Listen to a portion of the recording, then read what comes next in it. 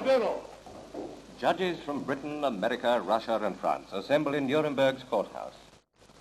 Empowered to impose sentence of death, or such punishment as it may consider just, the tribunal sits in judgment upon 20 leaders of the Nazi Party.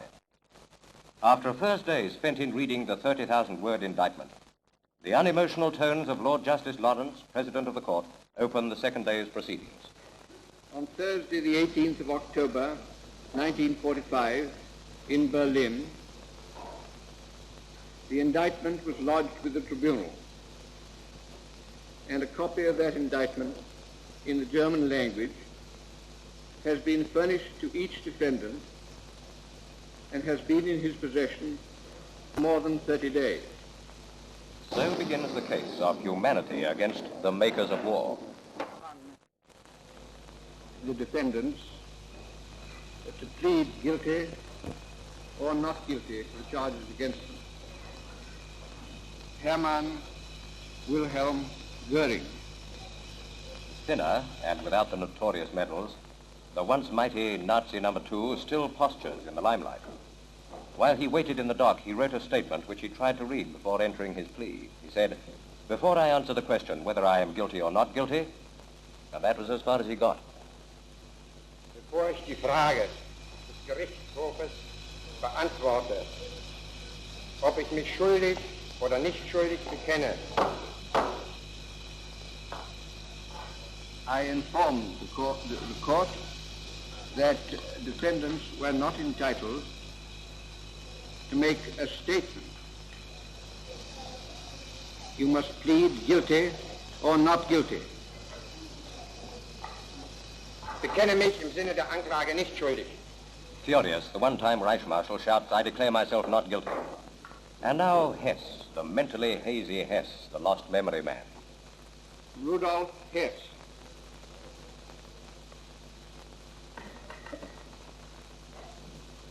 Nein.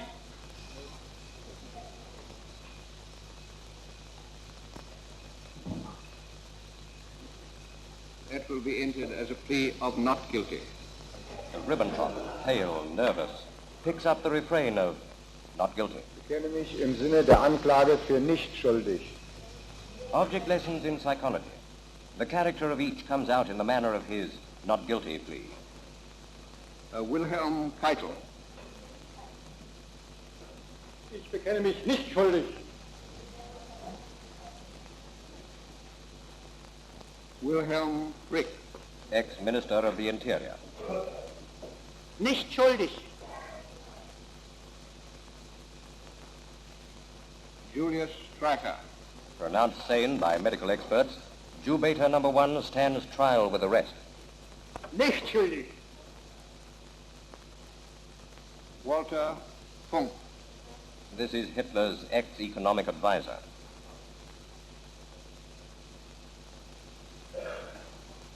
Ich kenne mich nicht als schuldig. Hjalmar Schacht. Hitler's money wizard varies the words, but still pleads not guilty.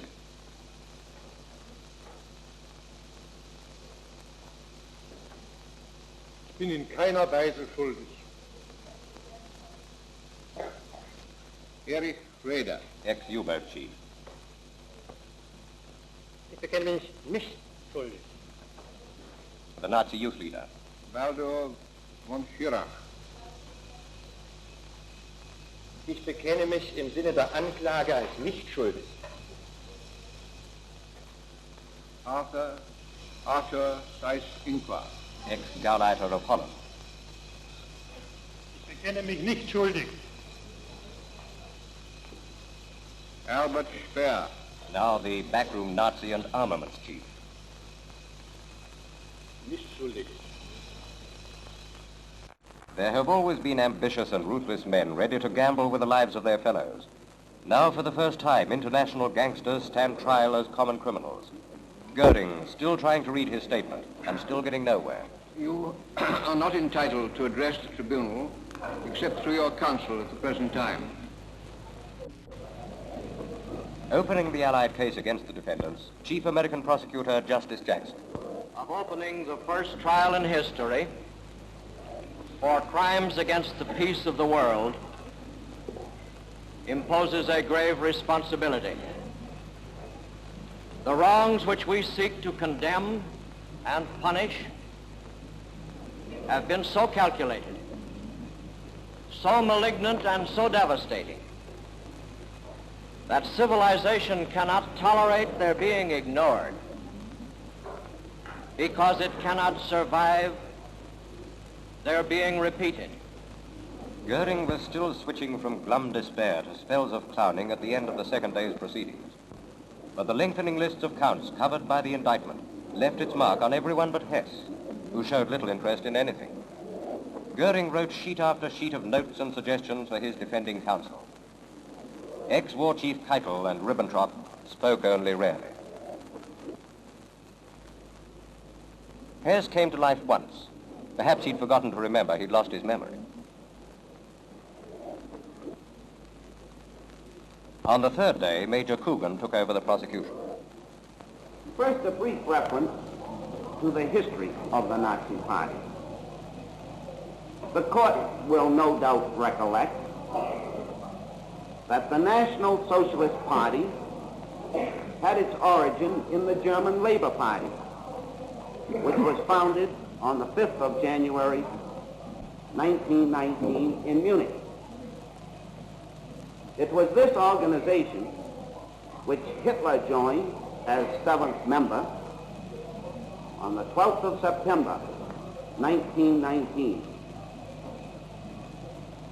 At a meeting of the German Labor Party held on the 24th of February, 1920, Hitler announced to the world the 25 theses that subsequently became known as the unalterable program of the National Socialist German Workers' Party. As a new religion, the faith of the blood, superseding in individual allegiance all other religions and institutions. The defendant Rosenberg and the defendant Streicher were particularly prominent in disseminating this doctrine. Much of the evidence to be offered in this case will illustrate the Nazi conspirators' continued espousal and exploitation of this master race doctrine.